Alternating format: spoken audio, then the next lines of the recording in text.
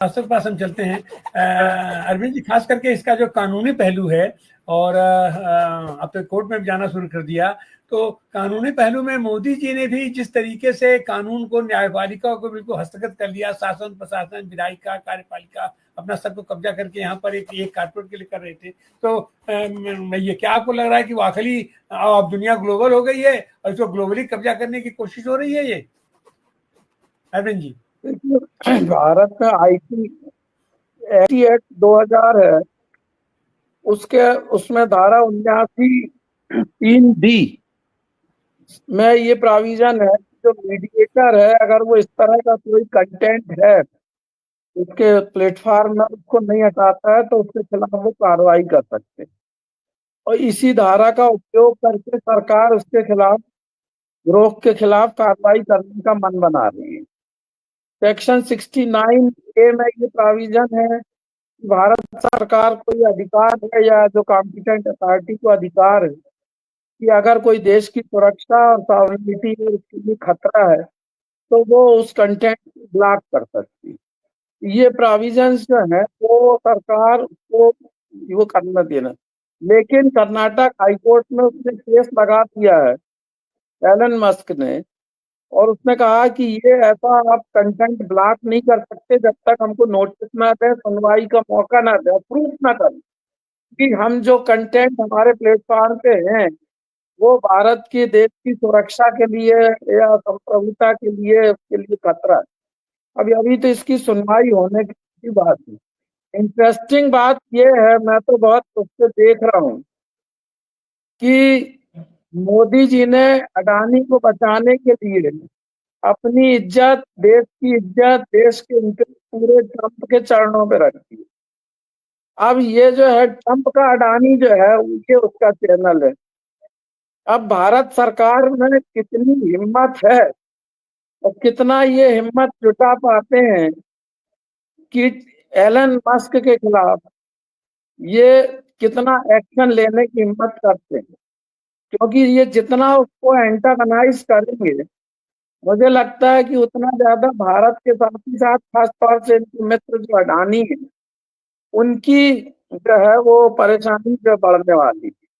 और अगर नहीं करते हैं तो पिछले एक हफ्ते में जो एक्सपोजर इनका हुआ है, उस एक हफ्ते के एक्सपोजर ने इनको बिल्कुल बेनकाब कर दिया है और इनको जवाब नहीं सूझ रहा, चाहे वो आरएसएस से संबंधित मामला हो या मोदी जी से पर्सनल संबंधित मामला हो। तमाम सवालों पे इनकी भद्द पिट रही है पूरे देश में।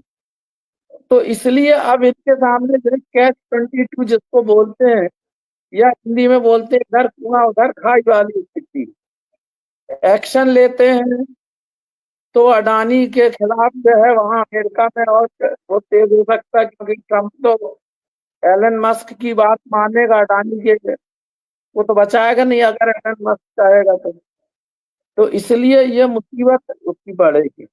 दूसरी बात ये है कि मोदी जी की जो बड़ी बड़ी बातें हैं वो कितनी जल्दी उनके खुद की बात है। अभी ये पेरिस गए थे, मुश्किल से शायद 15-20 दिन या एक महीने पहले, जो एआई के ऊपर जो कॉन्फ्रेंस थी उसके ये सह अध्यक्ष थे, और इन्होंने इसको युगांतरकारी, क्रांतिकारी क्या क्या बताया था कि अब दुनिया के लिए एआई जो है उसके बिना चल ही नहीं सकती, और ये बहुत डेवलपमेंट के लिए और तमाम चीजों के लिए इसका बड़ा उपयोग होने वाला। और अभी जो एक पॉडकास्ट में उन्होंने कहा कि भारत के बिना तो एआई के बारे में सोचा नहीं जा सकता। अब आप ये देखिए कि जो उन्होंने बातें की, भारत के बिना सोचा नहीं जा सकता और ये परिवर्तनकारी, युगांतरकारी, एक हफ्ता नहीं हुआ, एक हफ्ता नहीं हुआ और ये उसको प्रतिबंधित करने की बात करने लगे, उस पर लगाम लगाने की बात करने लगे। तो ये कितने मतलब इनकी कथनी और करनी में किस प्रकार से इनका अंतर है। और ये जो उसमें बोले थे कि क्रिटिसिज्म इज ऑलवेज वेलकम और आलोचना हो, मैं आलोचना से नहीं, अब क्या है, अभी तो कोई आलोचना ऐसी हो भी नहीं रही, अभी तो सिर्फ तथ्यात्मक बात हो रही है। ये आप ये नहीं कह सकते कि जो आ रहा है सवालों के जवाब में वो आलोचना है, वो केवल तथ्य है, तथ्यों का, सवालों का जवाब है, जो फैक्चुअल पोजीशन, आलोचना तो है नहीं। पर उसी में उनको इतनी बौखलाहट हो रही है और उनको इतना परेशानी हो रही है कि वो एक हफ्ते में कार्रवाई करने लगे। तो जो बड़ी बड़ी जो बातें मोदी जी करते हैं कि आलोचना होना चाहिए और मेरे को स्वीकार है, भारत सबसे बड़ा लोकतांत्रिक देश है, भारत ने हमेशा लोकतंत्र की का सम्मान किया है और संविधान का सम्मान किया है। तो अगर आप संविधान का सम्मान किया है तो ये तो अभिव्यक्ति की स्वतंत्रता का सवाल है ना।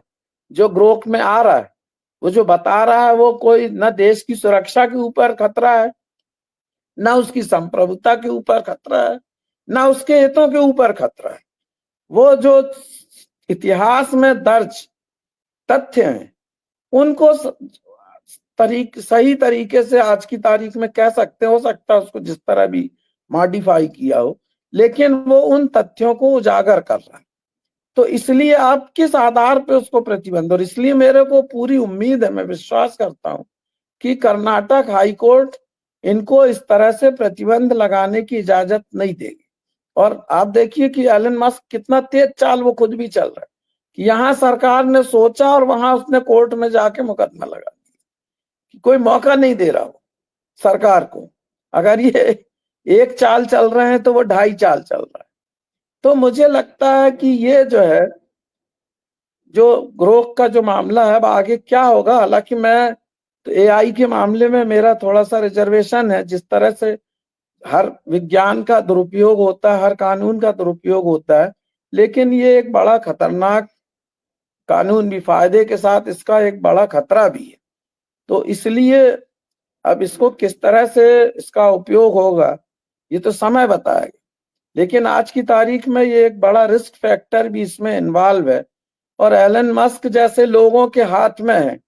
जैसा कहा जाता है ना कि परमाणु बम का बटन जो है पाकिस्तान के नेताओं के हाथ में है, जो इररिस्पॉन्सिबल तरह के लोग हैं, ऐसा लोग कहते हैं। तो उसी प्रकार ये एलन मस्क है, इसको तो पैसा कमाना है और हो सकता है इसकी एम्बिशन ट्रंप के बाद अगला राष्ट्रपति बनने की हो। इसके पास इतना पैसा है और ये एक्स है, उसका प्रचार है, उसने बड़े सक्सेसफुली ट्रंप का चुनाव प्रचार को पलटा दिया। जो पहले लग रहा था हारेंगे, मगर इसी की मेहनत और इसके कारस्तानी के कारण इसने जो है इलेक्शन रिजल्ट को काफी हद तक प्रभावित किया। तो इसलिए ये इसकी एम्बिशन ये हो सकती कि वो आगे चल के राष्ट्रपति का चुनाव लड़ना चाहे।